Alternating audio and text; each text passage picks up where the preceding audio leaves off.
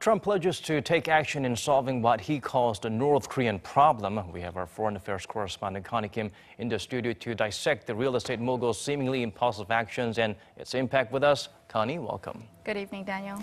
Now, how serious is the former reality show star, and what are the most likely implications of his actions? He likes to shoot first, aim, and then talk about it. Right. First of all, fear that Washington could strike North Korea came as U.S. President Donald Trump ordered an airstrike on Syria while he was meeting with his rival leader Xi Jinping last week.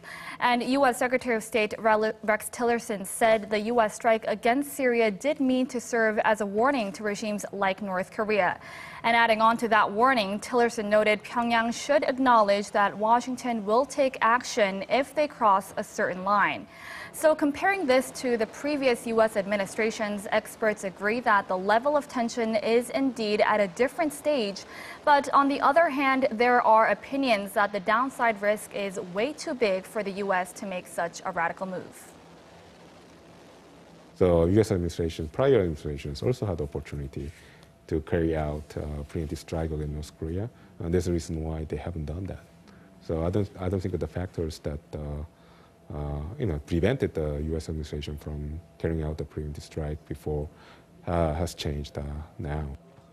And just today, the Wall Street Journal reported that Trump signed off on a policy approach to North Korea that involves increased economic and political pressure with military options under consideration in the long term.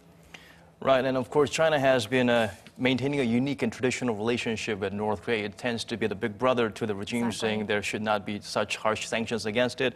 But of course, recently it seems to be speaking up about changing its stance. This time, is it more than words? Well, traditionally, China has been against U.S. and the international community slapping extreme sanctions on North Korea. For example, cutting off North Korean oil exports and limiting North Korean workers from going abroad.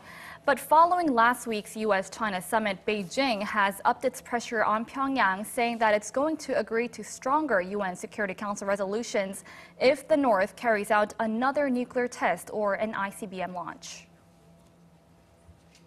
China's pressure on North Korea has increased in response to the Trump administration's push for a hardline policy against Pyongyang. But it's highly unlikely Beijing will comply to the level of pressure the U.S. is asking for, as seen in their summit last week. And in fact, China is still calling for the resumption of the stalled six-party nuclear talks, a track of both dialogue and sanctions, which is Beijing's original stance on dealing with Pyongyang. Now, Connie, North Korea held a very important legislative meeting, and of course, the U.S. pressure, maybe it's getting to them. North Korea has been rather unshakable and unfazed, no matter how much they're painted to a corner. But we are seeing some signs of change, right? Right, and to point out on North Korea's parliament meeting this year, the most significant part was the revival of its Foreign Affairs Commission, something that it didn't do in nearly 20 years. And the North's move in strengthening its foreign policy line is being read as an attempt to open up a channel of dialogue in the face of international isolation. It's about compelling the United States to acknowledge North Korea as a nuclear state. So it's not a typical diplomacy, but it's just their way to have an exit strategy out of this conflict.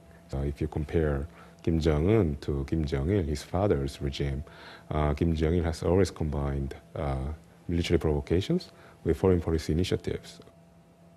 And another significant point of this year's meeting is the regime's allocation for defense spending this year. It only makes sense that a significant amount has been allocated to the North's defense budget, as it has not completed its nuclear weapons development. When the North first adopted its parallel development of nuclear and economic development back in 2013, it pledged it will spare more in economic development when it finishes its nuclear development. And based on the stats revealed yesterday, the North still seems to be under the process of developing nukes. So far, no one knows at this point whether North Korea is going to stir up more tension this month, but South Korea has downplayed any rumor of war breaking out on the Korean peninsula because if Washington is to strike the North, it would be definitely impossible to do so on its own without consulting first with its ally Seoul. Well, the Trump administration and the reclusive regime, two unpredictable forces exchanging words and interacting in their own unique way, it seems. Right. Thank you so much for coming in and providing us with those insights, Connie. Always my pleasure.